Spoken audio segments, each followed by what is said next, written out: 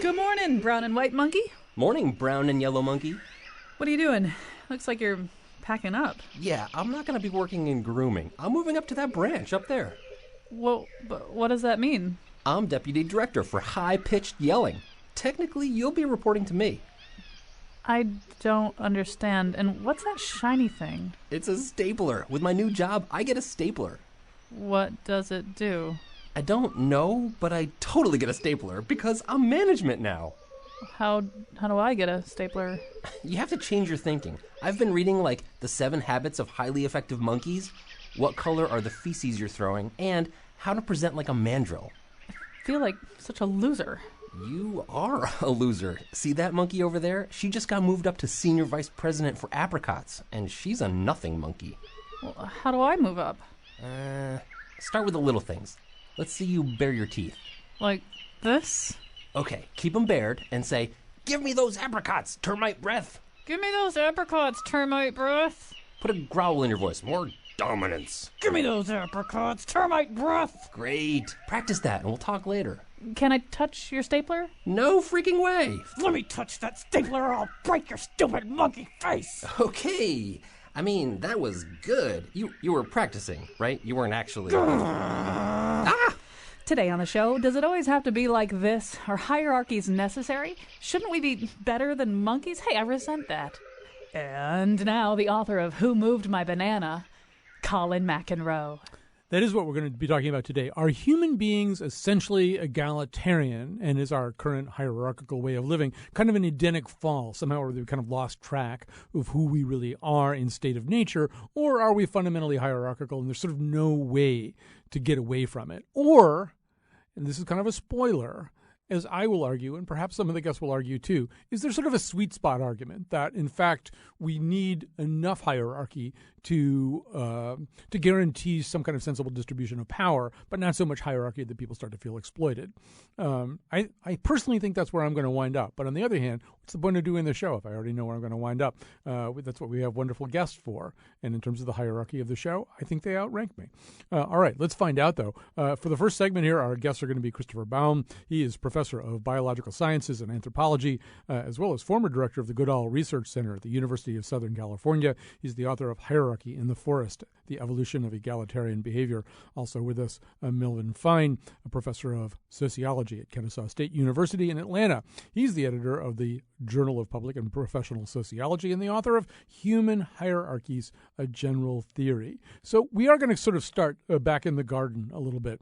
We're going to start back in the jungle, though. And so Christopher Baum, I think you got on the line late. You didn't hear the two monkeys talking about one of the monkeys' promotions. But this is sort of often where we begin this conversation, right? What were we like before we were humans? What's the model that we have for primate behavior that tells us how our ancestors organized themselves into society? So what does that model tell us? Does it consistently tell us a story of hierarchical behavior?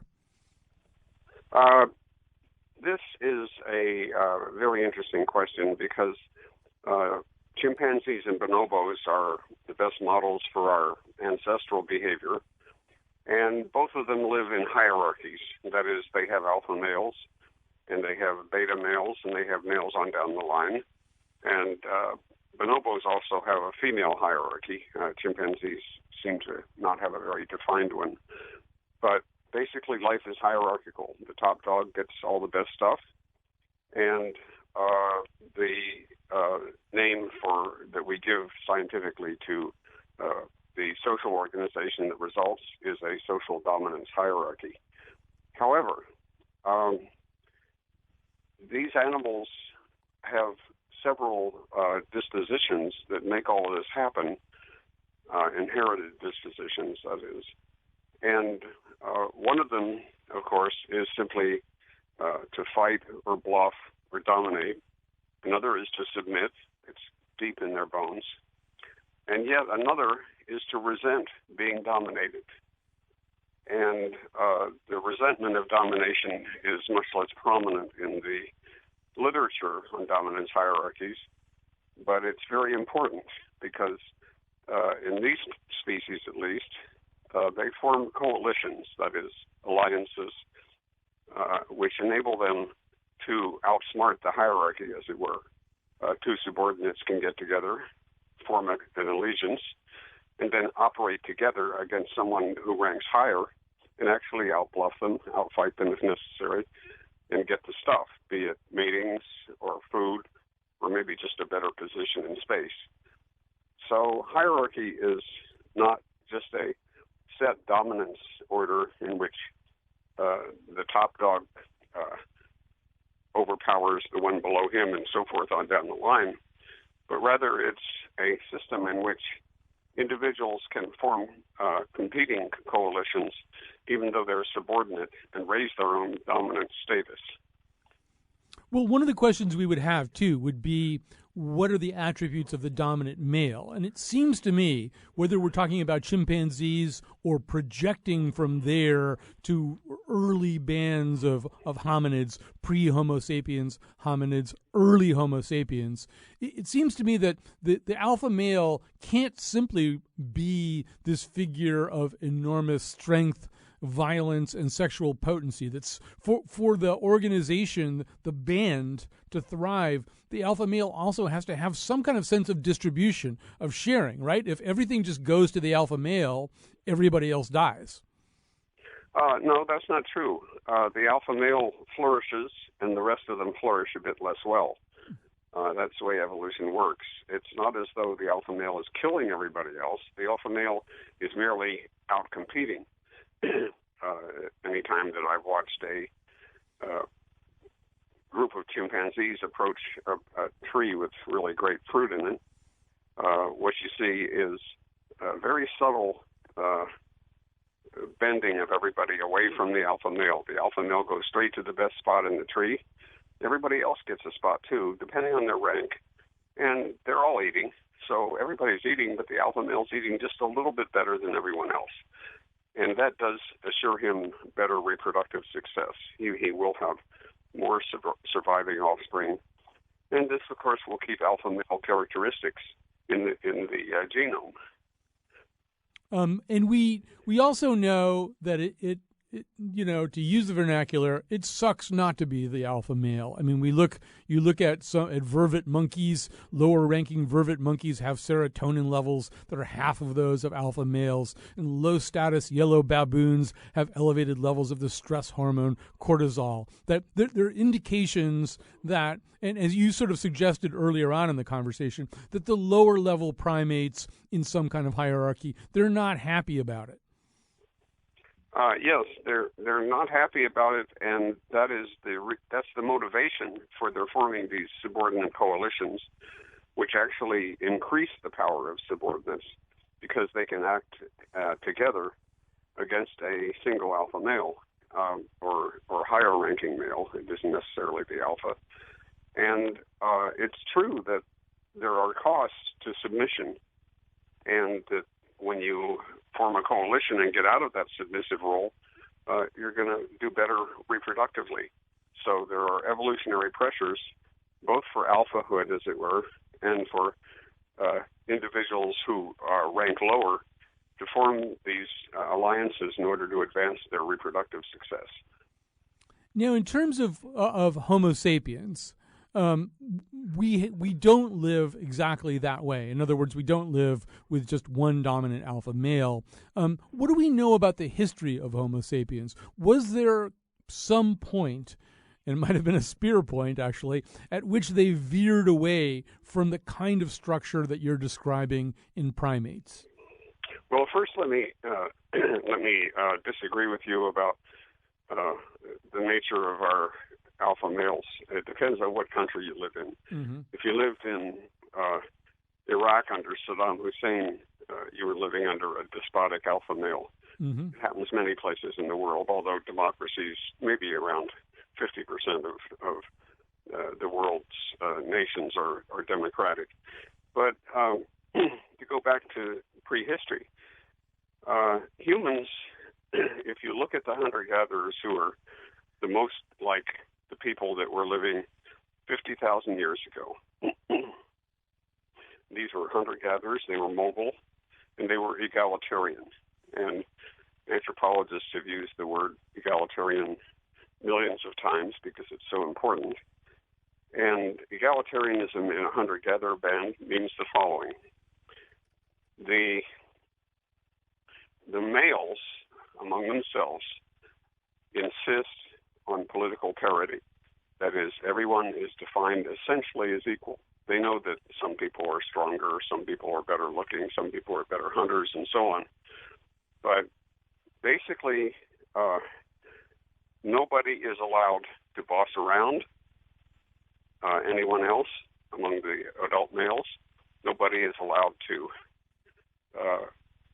assert his own prerogatives in ways that are self-aggrandizing, that is, to boast or brag or put yourself above others. And as a result, you have a group that is ideologically oriented to equality among the males. Doesn't apply to children, seldom applies to females, at least not fully. But among the males, you don't mess with them because if one of them messes with the other guy will be armed. These guys, they go around armed all the time with lethal hunting weapons, and the weapons tend to equalize the politics of the group. Although that sounds potentially hierarchical. I mean, I want to add Melvin Fine to this conversation. So, Melvin Fine, you're listening to what Christopher Baum is saying. One of the things that people who study hierarchies, and particularly historical hierarchies, do try to figure out is at what point the kind of egalitarian structure that Christopher Baum is describing was no longer practical or no longer practiced. So do you have a demarcation point, a sense of where we veered off in a different direction? Well, first of all, I would say that we were never completely egalitarian, although, yes, indeed. I think of there's a Gerhard Lenski who talks about social distance between the top and bottom in hierarchies. And among hunter-gatherers, the distance between the top and the bottom is very slight. But you still had leaders of the band, of the hunting band, and so on. But they did indeed have to worry about their colleagues a great deal. Now, what has happened with human beings is that as we have evolved our various ways of surviving, see, we're social generalists. Unlike many other creatures, we have many, many ways of earning a living. And one of the things that happened is we went from hunter-gatherers to farmers, agriculturalists, and ultimately into an industrial society. And instead of having one way of earning a living, we have many, many different ways to earn a living. And whereas if you have a small group with maybe 20 men or something like that, you have one major hierarchy. In our society, our mass society, there are many, many hierarchies. You can be a great baseball player, and you can be a terrible engineer. There are many, many ways to be successful and to be superior in our kind of society. So, Christopher Baum, one of the questions people have inevitably has to do with what's our wiring? What are we wired to be? What's our true nature? But it sounds like you're kind of saying, well, our true nature is one of flexibility. Under certain circumstances, we will be hierarchical. Under other circumstances, we will be egalitarian. Yes, that's precisely what my message would be. Namely, let's make it a bit more specific. If we are, in fact, a hierarchical species, and I would say that we are predominantly oriented to hierarchy in that if we don't work very hard against hierarchy, it asserts itself. And it's the subordinate coalitions of hunter-gatherers where the entire group of males basically make sure that their leader is very, very humble and generous. They make sure that no male throws his weight around, doesn't try to boss others, and so on. This is what results in what I call a reversed dominance hierarchy, which is something you hinted at before. Namely, it's not that we lose hierarchical behavior; we change it, because the subordinates are firmly in control, in the hunting band at least, and the rest of the group is capable of enforcing its moral values, which have to do with being equal, that is, males being equal. And, of course, what happened with the transition to farming is that a few of these farmers formed hierarchical organizations, so their politics became those of people with strong leaders, and even social classes developed, which is unthinkable in a hunting band. And as a result, we return to the type of hierarchy that apes have and that our ancestors had.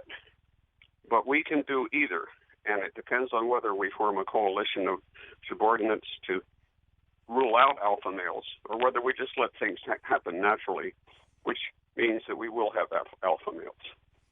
So, Melvin Fine, it sounds like we're talking about two different transitions. One of them is from hunter-gatherer to farmer. So hunter-gatherer, obviously property acquisition is kind of a bad thing in hunter-gatherer. You have a lot of property, it slows you down. You got to keep moving. So when we become agrarian, people start marking off their property. It starts to be good if you have more property than somebody else.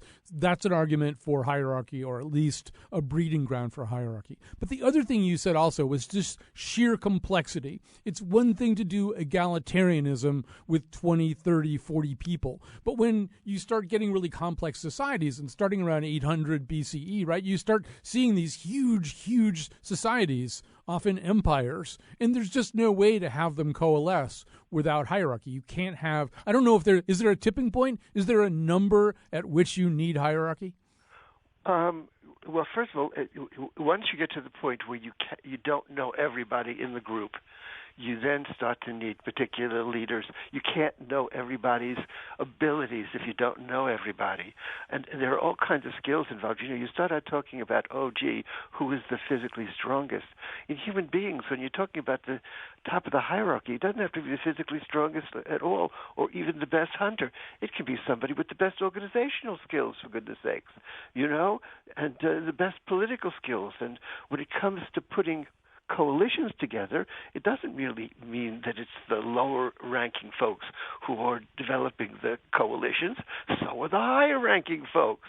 Intelligence matters among human beings, and these things get applied differently as the problems we deal with multiply. So first, when you become farmers, you have to settle boundary disputes between groups, and then when you become irrigationists, you have to organize the irrigation systems, and you have to allocate the water, and then when you're dealing with external enemies, you have to have defenses or aggressive skills or whatever it may be, and then you get industrialization. And how much is there to do in an industrial society? There's so very much that requires so many different kinds of skills. Christopher Baum from Jump Street here, we've been talking about alpha males, although you did allude to the fact that bonobos have a female hierarchy. In general, can we say, when we talk about any kind of egalitarian system, like an egalitarian system of hunter-gatherers, are we talking about all the males deciding to be egalitarian, or are females on the same footing? Well, I suggested before that egalitarianism is mainly male, and I'm not sure that this is intrinsic to, let's say, gender differences as these are inherited genetically, because we also find that among hunter-gatherers, where women have a hunting role, and this is very rare indeed, they also have a strong political role in the group and are treated as equals also by their husbands. So it would appear that maybe this is a cultural phenomenon, but it definitely is a phenomenon. In hunting bands, except for this very rare exception and one or two others, there are there's a pattern of males having dominance in the group, having more influence, dominating their wives to some degree, not necessarily harshly, but sometimes quite harshly. So it's a question that is probably answered best by human flexibility. So, Melvin Fine, as we look at the histories of civilizations, we can look at patriarchies, we can look at matriarchies. I don't know how many examples in the early periods of civilization there are in which men and women are essentially sort of equal participants in the hierarchy, equal opportunity climbers of the hierarchy. Are there many? First of all, I don't think there are any instances of matriarchies. There are matrilocal societies and societies in which the lineage is determined through the mother's side, but societies in which the women are in control, I don't think we've ever really documented one. Now, what I would say about us as a species is that we like to win. Whether you're at the top of the hierarchy or at the bottom of the hierarchy, you like to win. If you're a man, you would like to win. If you're a woman, you like to win. We all want to be winners. None of us want to be losers. Okay. On the other hand, even today, you find boys spontaneously creating hierarchies. They engage in team sports without being organized from the outside. Now, girls today play team sports, but they're organized by others for them. So there seems to be more of an impulse to be hierarchical among men than women, although women, too, want to be in positions of superiority. All right. I know that's going to generate phone calls. We also have a lot of guests here to come. We're going to grab a break right now. We're going to say thank you very much to Christopher Baum. We're going to come back with more of Melvin Fine. Joining us will be another guest. We'll talk about ways to try to avoid hierarchies. The hierarchy you search for. The hierarchy we search for. All right. The subject is hierarchies. And also sort of the question, are we inherently hierarchical, so inherently hierarchical that we can't outlive that destiny? Or is there an egalitarian streak in us somewhere? Or is that our primary streak? Did we somehow or other fall from the garden and become hierarchical? A nice, easy topic for talk radio. Our number, by the way, if you want to be part of the conversation, 860-275-7266, 860-275-7266. Melvin Fine is with us. I'll tell you more about him, or I'll remind you more about him in just a second, but we're also joined now by Stephen Peterson. He's director of the School of Public Affairs at Penn State Harrisburg, focusing on the intersection of biology and politics. He's the co-author of Darwinism, Dominance, and Democracy. Stephen Peterson, I want to kind of begin where Melvin Fine just left off. And he said, we all want to win. Everybody wants to win within a system. But the other thing that we know is that that within a smaller closed system, selfishness will beat altruism. But then when your system goes up against another system, your band goes up against another band, the more altruistic band will often triumph over the more selfish band, right? The group of people that learns to be altruistic and cooperative and self-sacrificing and place the well-being of the group ahead of individual well-being often will triumph over its opponent. Am I being fair here? I think that's fair. There's been an awful lot of work done on altruism, cooperation, and such. And to say that, for example, humans are just inherently self-centered obviously isn't correct as you phrase the issue there. And certainly cooperation and altruism can become very important when you have groups conflicting with one another. In a sense, the willingness to risk injury and so on behalf of the group is something that, when there is conflict, can be very positive in terms of winning and losing. Although, Melvin Fine, I'm assuming that you would also say there's something inherently hierarchical at work somewhere in that system. In other words, we know that a group, a unit of Navy SEALs, they are taught to value each other above everything else, to care for one another, not leave one another behind, endanger themselves in order to get a wounded member of the group back. They're an example of this kind of intra-group altruism. But a group of Navy SEALs or any other group like that, they work for somebody. There's somebody further up in the hierarchy who does not have to subscribe to those ideas, correct? That is absolutely right. Yes, we cooperate, but we also compete. And we have leaders. We have what's called imperative coordination. If you have a group of people doing a complex project, it's got to be organized. And sometimes there's got to be a decision maker who says, we will do A, we will not do B, and has to enforce that upon occasion to make sure that it is done. Cooperation is all well and good, but were we exclusively cooperative, we would never have succeeded as a species. Being hierarchical is one of our great virtues. So, but Stephen Peterson, one of our other virtues or inclinations, I mean, as we look across the span of history, obviously we see hierarchy, lots and lots and lots of hierarchy, but we also see attempts to do something differently, attempts even going on right now to organize oneself around or people around the notion of a commons. You look at some of the Scandinavian societies where there does seem to be an emphasis on bringing everybody along together. I mean, is it necessarily the case that we can't completely purge ourselves of our hierarchical natures? Well, I think purging ourselves completely is probably a bridge too far. But certainly if you look at human societies, from small groups to larger entities, there are both cooperative elements and then the competitive elements along the lines of hierarchy. And certainly there are gradations across society. In some societies, there is much greater inequality than others, so that there is variation across countries if we're looking at that particular level of analysis. And then the question is, why are there such differences going beyond just either are they cooperative or hierarchical, and so on? Well, and do we have answers to that question? Why do those differences exist?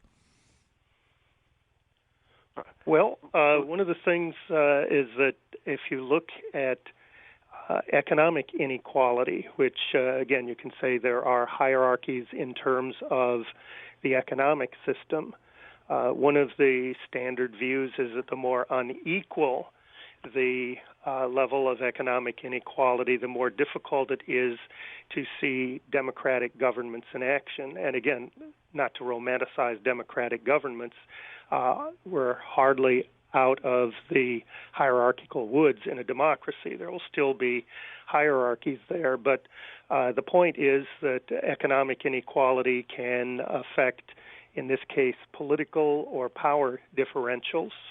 And Melvin Fine, it sounded like you were ready to chime in there too. I mean, I'm fascinated by this question. That, for example, I don't know, we did a show about Finland and particularly looked at the Finnish educational system. And one of the ways in which the Finnish educational system, at least nominally, in terms of what it avers to, differs from the American system is there actually really is a notion of no child left behind, that they are offended almost by the idea that one group of children would prevail, would succeed in a way that they would rather have everybody being pretty close to the same level than have people break out into a kind of excellence that isn't enjoyed by the other children. And if you try to introduce that idea into American society, you'll be shouted down. It actually troubles us. So it does seem, anyway, there's variation within the human race on questions like this.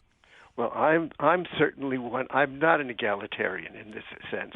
I believe in meritocracy. What I want is not everybody equal. What I want is equal opportunity. I want people to be able to rise according to their merits, and therefore I want social mobility. I want a system where people can succeed if they are able to succeed, if they have the ability, if they put in the effort, if they do the job.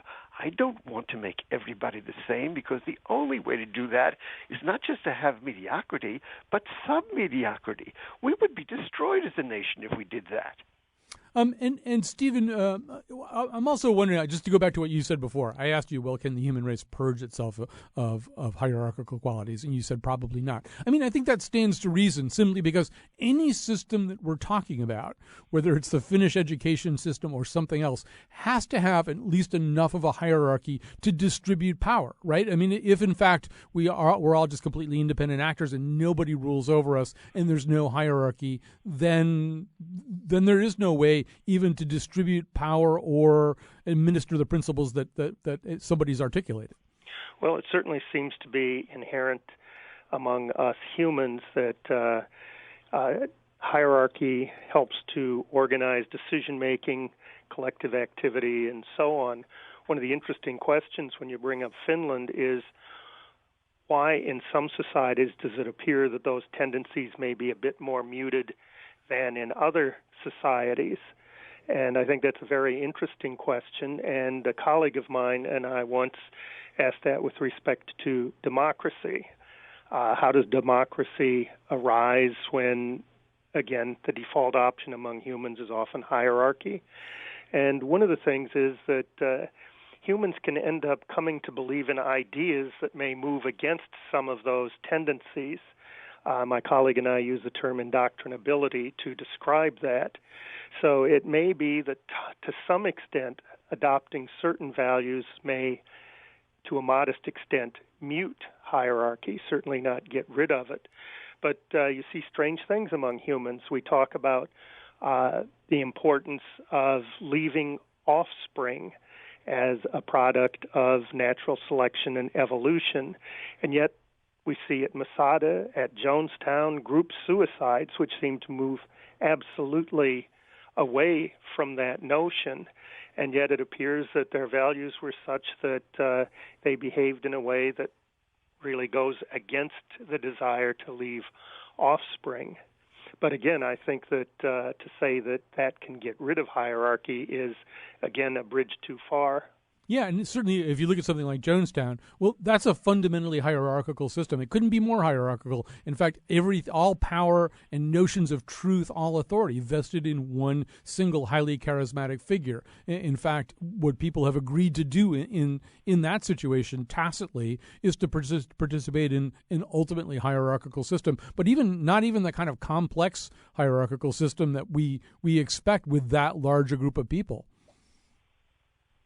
You're correct. I think that you could say that there's an interaction there. The values were such that it reinforced the leaders saying, here's what we have to do. Melvin Fine, I think another interesting way to look at this is to look at what human beings do when you put a bunch of people who don't know each other together in a new situation. And so, I mean, famously, this was done in the Zimbardo Stanford prison experiment, where you had these groups of students who were placed into these role-playing situations, and they really completely gravitated almost immediately towards these very hierarchical and aggression-based models of behavior. But you don't really need to do the Stanford prison experiment. You can look at prison, right? Prison is a situation in which a whole bunch of people who haven't voluntarily formed a society are extracted from their previous society and placed in a new one. What does that teach us about hierarchy? Look, we human beings are forever comparing ourselves with one another. We want to know who's taller, who's shorter, who can jump higher, who can shoot a basketball better, who's a better talker, who is smarter, who is whatever. We always want to be better. We all want to be special. We always want to be the favorite one, for heaven's sakes, wherever we are. So you put us together, yeah, people compete.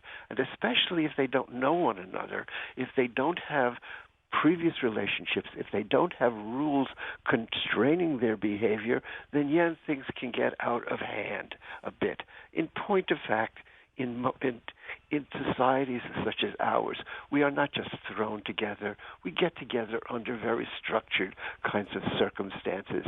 And this constrains our hierarchies.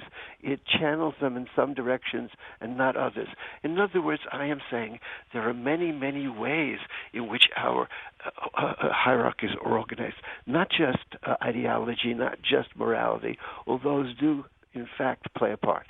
I mean, if you want the perfect example of that, of what you're saying before about this, the desire to compare, I mean, we certainly do that when we watch professional sports or collegiate sports. But even more, I mean, increasingly, one of the more spellbinding and attention-getting sports events of the year involves absolutely no active competition whatsoever, and that's the NFL draft. And talk about hierarchies. I mean, if you're a first-round draft choice, it's really different from if you're a fourth-round draft choice. It's going to dictate some of your immediate future. It's going to dictate the resources that are allocated towards you. It's going to dictate the expectations that are projected onto you. I mean, it's an artificial system, but it's so unbelievably hierarchical, and people seem to enjoy it so much. It's almost as if, Melvin Fine, we really want to see exactly that process played out in a way that we can watch it vicariously. You're absolutely right. But look at it. If you're drafted in the NFL, you had better perform once you get on the field. If you don't, you are going to sink way, way down. They're not going to be number one at all. Bottom line, it's the performance that matters. The reason we love sports is that sports gives us precision about hierarchy. Especially in a society where we don't know everybody, sports tells us this is number one, this is at the bottom. This is what people do at sports bars. They argue incessantly. Who is number one? Who is the best?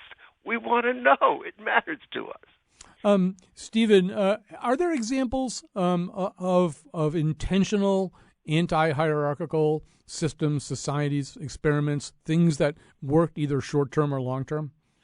Well, certainly if you look at history, there have been efforts at creating societies that are less hierarchical, more egalitarian. In the United States, there were a number of these utopian societies. Josiah Warren developed Modern Times in Long Island. There were Owenite communities, and any number. Most of these tended to be small in size, and their life expectancy was not very long necessarily. But the fact that these experiments develop, to me, is very interesting. It's almost as if some groups are trying consciously to move against natural impulses of hierarchy. And in the economic sector for a while, there were numerous employee-owned businesses in the plywood industry in the Pacific Northwest where the employees weren't necessarily the ones running the company, but they had a fair degree of influence over the country. And if you look at the Spanish Civil War, you would find anarchists, you would find socialists, you found Trotskyites, some more hierarchical than others, but again, each one trying to move against the hierarchy that had characterized the country earlier. And again, certainly the communists were not democratic, but again, there were these different impulses, again, trying to create new structures, new societies, some much less hierarchical than others. And again, the guns talked the loudest, and perhaps helped somewhat by the fact that the people of Spain were more comfortable with hierarchy than not. It does seem as though a part of this that I keep coming back to is that the first step in becoming at least less hierarchical is to incorporate the 50% of the population that often doesn't participate in hierarchies. I mean, Melvin said earlier there really haven't been any matriarchies, and so as you look at those experiments, Stephen Peterson, do you see that? Do you see at least an attempt to put women on the same footing in some of these experiments?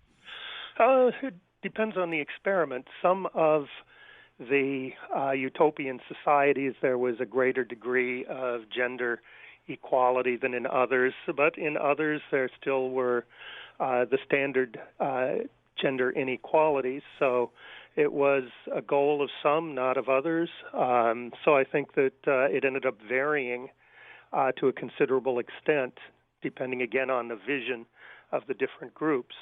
And the fact that these experiments tended not to last a long time, for the most part, suggests, again, the power of hierarchy. I'm getting a tweet from Ann. Signs of hierarchy: ill health of women and especially children, ratio of male to female in population, balance better with more women. All right, we have to take a little break. We'll come back with more after this.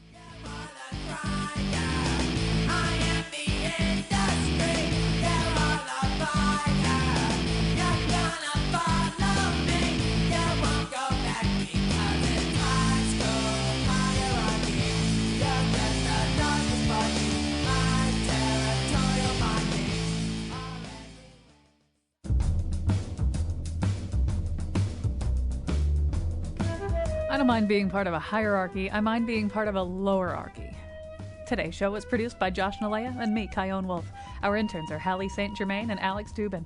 Greg Hill appeared in the intro and tweets for us at WNPR Colin, and Katie Tolarski is our executive producer. The part of Bill Curry was played by Sir Patrick Stewart. For show pages, articles, and videos of the Faith Middleton Show staff's prison experiment, visit our website, wnpr.org/Colin. On tomorrow's show, meet a chamber music quintet that covers Radiohead. And now, back to Colin. Yeah, that'll be Sybarite 5, both performing and talking in our studio tomorrow. Our number, as we're going along here, by the way, I'll say it again, 860-275-7266, 860-275-7266. We're talking about the nature of hierarchy. We're talking to Melvin Fine. He is professor of sociology at Kennesaw State University and the author of several books, including Human Hierarchies, A General Theory.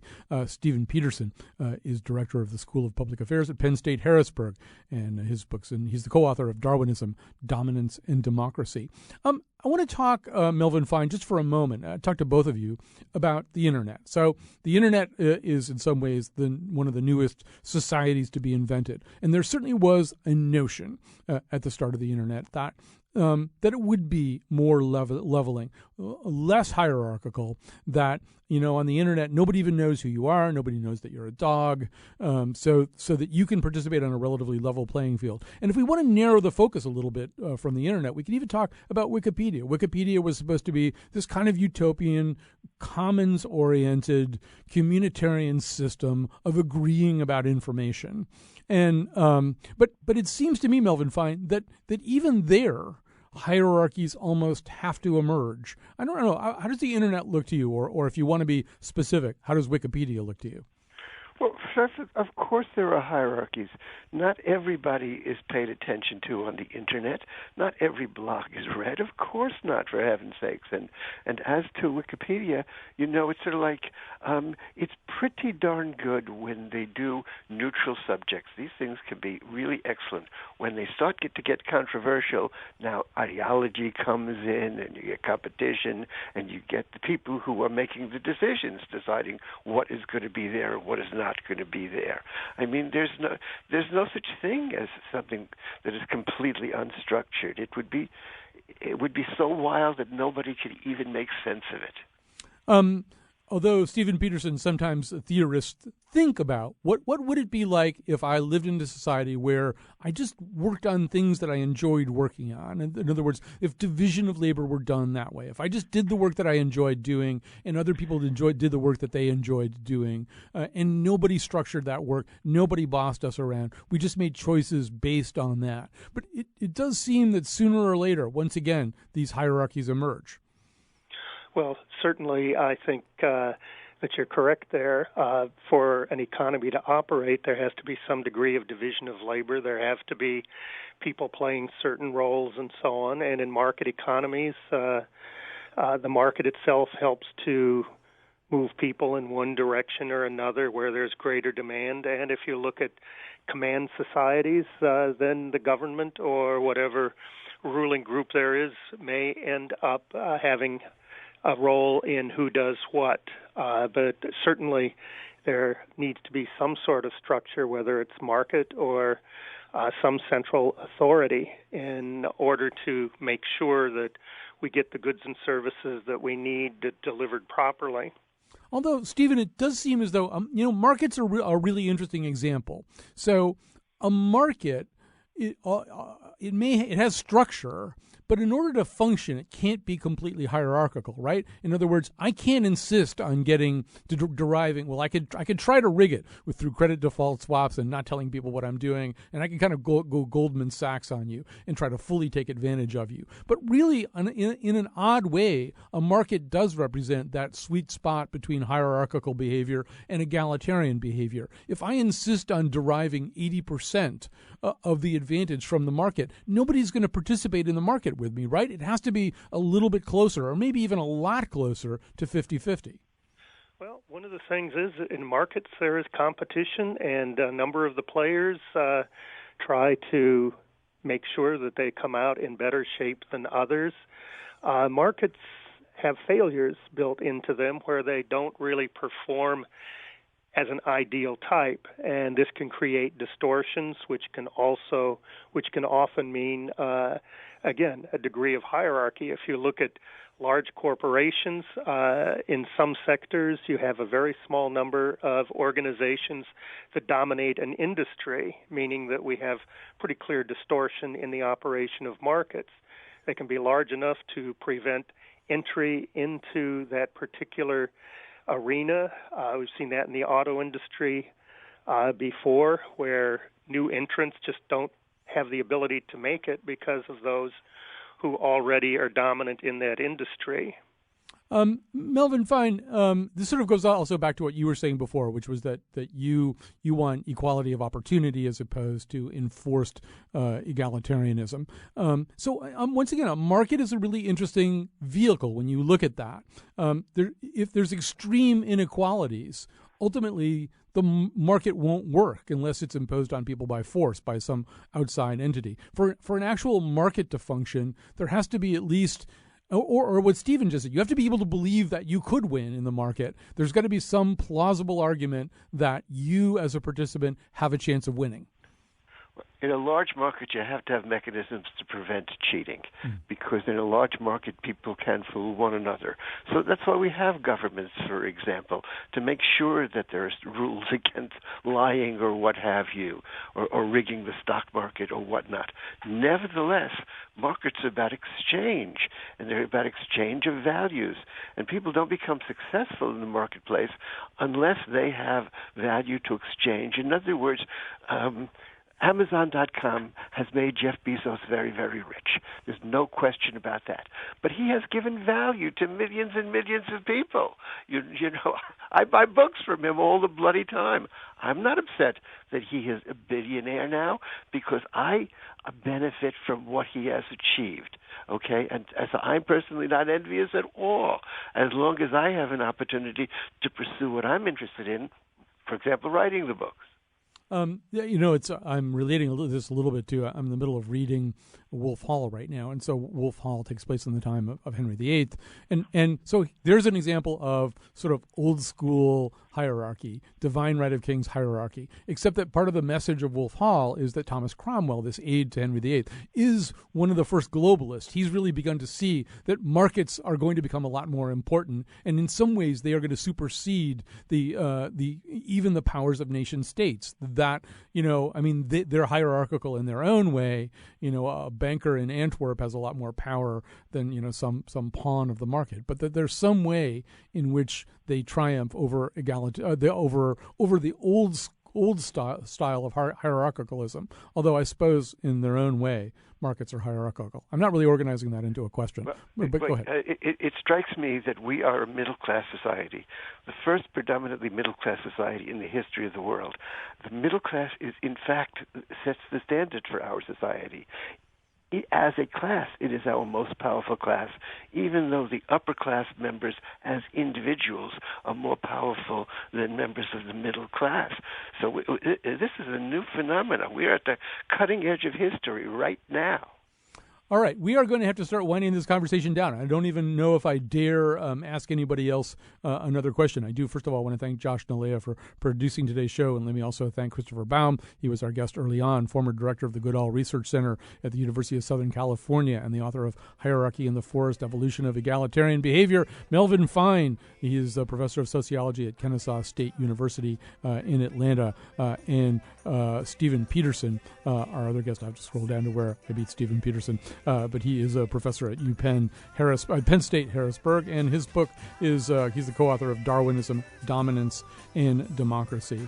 Once again, thanks. A couple of things that I would sort of recommend. We've got a couple of seconds left here. Look at the work of David Bollier. He's actually been on our show before, but if you just go on to his site, just Google David Bollier. Bollier. He's one of the people looking at this whole question of the commons. How can we in fact, get past some of the hierarchical structures and live on a more egalitarian basis. But I would recommend him. And then think a little bit more about Wikipedia. I read a really interesting article about Wikipedia in the sense that it's not really non-hierarchical. It sort of devolves into these systems where people just assert themselves with no system to distribute power. People just grab power on Wikipedia. Wikipedia fascinates me. All right, thanks for listening today. We'll be back tomorrow with the Sybarite 5.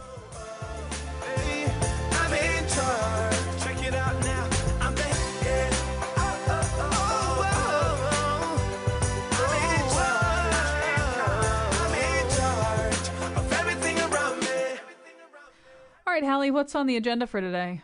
But I'm just an intern here. It's just my second day. Intern? You are now the president and CEO intern of Connecticut Public Broadcasting Network, so what do you want to do first? Give you a promotion and a raise? Atta girl.